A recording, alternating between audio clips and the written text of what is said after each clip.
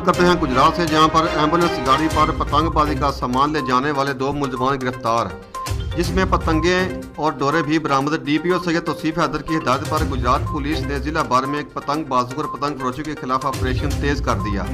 DSP city रजा हसनैन अवान की ज़ेर निगरानी सिटी सर्कल में पतंग फरोशी के खिलाफ हालिया क्रैकडाउन में बड़े पैमाने पर पतंग फरोश गिरफ्तार करके हज़ारों पतंगे और दाती केमिकल डोरे भी बरामद की गई।